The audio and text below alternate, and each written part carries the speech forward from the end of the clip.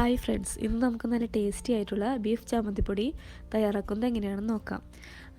ഇതിന് രണ്ട് കാര്യങ്ങളാണ് പ്രത്യേകം ശ്രദ്ധിക്കേണ്ടത്. ഒന്ന്, എല്ലില്ലാത്ത ബീഫ് പീസുകൾ എടുക്കാൻ ശ്രദ്ധിക്കണം. അതുപോലെ തന്നെ നെയ്യും ഉണ്ടാവാൻ പാടില്ല. അപ്പോൾ നമുക്കിത് എങ്ങനെയാണ് വളരെ പെട്ടെന്ന് തയ്യാറാക്കുന്നതെന്ന് നോക്കാം. ഇതിനുവേണ്ടി ഞാനിവിടെ 3/4 കിലോ ബീഫാണ് എടുത്തിരിക്കുന്നത്. അത് അത്യാവശ്യം വലുപ്പത്തിലുള്ള പീസായിട്ടാണ് കട്ട് ചെയ്തിരിക്കുന്നത്. ഇതിലേക്ക് 1/2 ടീസ്പൂൺ മഞ്ഞൾപ്പൊടി ചേർത്ത് കൊടുക്കാം, 1 ടീസ്പൂൺ മുളക് പൊടി, ആവശ്യത്തിന് ഉപ്പ്, 1 ടീസ്പൂൺ ഓയിലും കൂടി ചേർത്ത് നന്നായിട്ട് കൈകൊണ്ട് തന്നെ മിക്സ് ചെയ്ത് കൊടുക്കണം. അതിനുശേഷം നമുക്കിതിലേക്ക് ഒരു 1/4 ഗ്ലാസ് വെള്ളം കൂടി ഒഴിച്ചു കൊടുക്കാം. ഇതൊരു 80% വേവിച്ചാൽ മതി.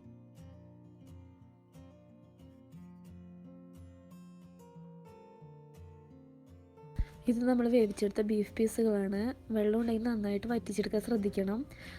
ഡ്രൈ ആയിട്ട് തന്നെ എടുക്കണം, ഇല്ലെങ്കിൽ നമ്മളിത് ജാറിലടിക്കുമ്പോൾ കുഴഞ്ഞു പോവും. ബീഫ് പൊടിക്ക് ഒട്ടും ടേസ്റ്റും ഉണ്ടാവില്ല. അതൊന്ന് പ്രത്യേകം ശ്രദ്ധിക്കണേ. ഇതിലേക്ക് നമുക്ക് കുറച്ച് വറ്റൽമുളക് ആവശ്യമുണ്ട്. അതിന് ഞാനിവിടെ ഒരു 12 വറ്റൽമുളകാണ് എടുത്തിരിക്കുന്നത്.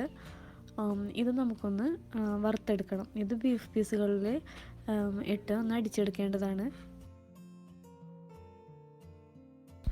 ഇനി നമുക്ക് ഈ ബീഫ് പീസുകളൊന്ന് അടിച്ചെടുക്കാം. ഒരു ജാറിലേക്ക് ബീഫ് പീസുകൾ ആഡ് ചെയ്ത് കൊടുത്ത് അതിലേക്ക് വറുത്ത് വെച്ചിരിക്കുന്ന വറ്റൽമുളക് ചേർത്ത് കൊടുക്കാം. ഇതിലേക്കൊരു 1.5 ടേബിൾ സ്പൂൺ പെരിഞ്ജീരകം കൂടി ചേർത്ത് കൊടുക്കണം. പെരിഞ്ജീരകം ചേർക്കുമ്പോൾ ബീഫ് പൊടിക്ക് നല്ലൊരു ടേസ്റ്റ് തന്നെയാണ്. അതിനുശേഷം നമുക്കിതൊന്ന് അടിച്ചെടുക്കാം. അതായത് പൊടി പോലെ അടിച്ചെടുക്കാതിരിക്കാനായിട്ട് പ്രത്യേകം ശ്രദ്ധിക്കണം. ഇങ്ങനെ ഈ ഒരു ടൈപ്പിൽ വേണം നമുക്ക് ഇത് അടിച്ചെടുക്കേണ്ടത്. ഇനി ഇതിലേക്ക് കുറച്ച് ഇൻഗ്രീഡിയൻസ് കൂടെ നമുക്ക് ചേർത്ത് കൊടുക്കാനുണ്ട്. മീഡിയം സൈസ് സവാള ഒന്നതായി ഇതുപോലെ ചെറുതായി കട്ട് ചെയ്യണം.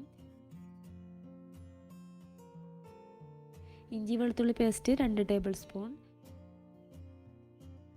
വേപ്പില 2 തണ്ട്, വെളുത്തുള്ളി 6 അല്ലി നീളത്തിൽ കട്ട് ചെയ്തിരിക്കുന്നതാണിത്. ഒരു 6 പച്ചമുളക് ഇതുപോലെ കട്ട് ചെയ്യണം.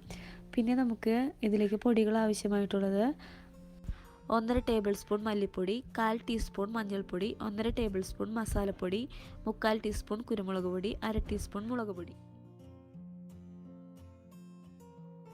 ഇനി നമുക്ക് ബീഫ് പൊടി പെട്ടെന്ന് തയ്യാറാക്കിയെടുക്കാം. ഒരു പാൻ അടുപ്പിൽ വെച്ച് അത് ചൂടാവുമ്പോൾ ഒരു 4 ടേബിൾ സ്പൂൺ എണ്ണ ഒഴിച്ചു കൊടുക്കാൻ. ഞാനിവിടെ സൺഫ്ലവർ ഓയിലാണ് ഉപയോഗിച്ചിരിക്കുന്നത്. അതിലേക്ക് അരിഞ്ഞു വെച്ചിരിക്കുന്ന സവാള ചേർത്ത് നന്നായിട്ട് വഴറ്റിയെടുക്കാം.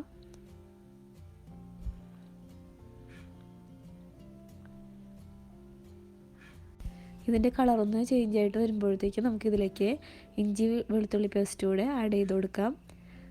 ഈ സമയത്ത് തന്നെ ഒന്ന് വഴറ്റിയിട്ട് ഈ സമയത്ത് തന്നെ നമ്മൾക്ക് അരിഞ്ഞു വെച്ചിരിക്കുന്ന വെളുത്തുള്ളിയും പച്ചമുളകും കൂടി ഇതിലേക്ക് ചേർത്ത് കൊടുക്കാം.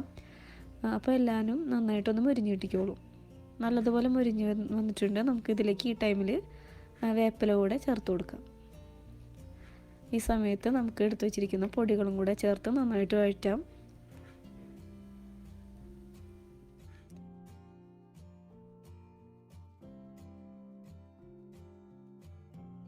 ഈ സമയത്ത് നമുക്ക് പൊടിച്ചു വച്ചിരിക്കുന്ന ബീഫ് പൊടി കൂടി ഇതിലേക്ക് ചേർത്ത് കൊടുക്കാം. അത് കഴിഞ്ഞിട്ട് നന്നായിട്ട് ഒന്ന് ഇളക്കി മിക്സ് ചെയ്ത് കൊടുക്കാം. പൊടികളൊക്കെ എല്ലായിടത്തും നന്നായിട്ട് പിടിക്കണം. അതിനുശേഷം ലോ ഫ്ലെയിമിലിട്ട്, ഇത്ര ടൈമിൽ മീഡിയം ഫ്ലെയിമിലാണ് നമ്മൾ ആയിട്ട് ചെയ്തുകൊണ്ടിരുന്നത്. ഇനിയിപ്പോൾ ലോ ഫ്ലെയിമിലേക്ക് മാറ്റാം. ലോ ഫ്ലെയിമിലിട്ട് നന്നായിട്ട് മൊരിഞ്ഞ് വരുന്നത് വരെ ലോ ടു മീഡിയം ഫ്ലെയിമിലിടാം കേട്ടോ. അത് ശ്രദ്ധിച്ചാൽ മതി, കരിഞ്ഞു പോവാതെ ശ്രദ്ധിക്കണം. നല്ലതുപോലെ നമുക്കിതൊന്ന് മൊരിച്ചെടുക്കാം. ആവശ്യമുണ്ടെങ്കിൽ മാത്രം ഇതിലേക്ക് ഓയിൽ ആഡ് ചെയ്ത് കൊടുത്താൽ മതി. ഓയിലിൻ്റെ അധികം ആവശ്യമില്ലാത്തവർക്ക് ഇത് അവോയ്ഡ് ചെയ്യാം. അതല്ലാന്നുണ്ടെങ്കിൽ 1-2 ടേബിൾ സ്പൂൺ കൂടെ ഓയിൽ കൂടുതൽ ചേർത്ത് കൊടുക്കും. നമ്മുടെ ബീഫ് പൊടി ഇവിടെ റെഡി ആയിട്ടുണ്ട്.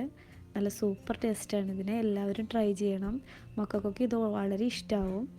അപ്പോൾ എല്ലാവരും സബ്സ്ക്രൈബ് ചെയ്യണം, ലൈക്ക് ചെയ്യണം, ഷെയർ ചെയ്യണം, കമൻറ്റ് ചെയ്യണം. Okay, thank you.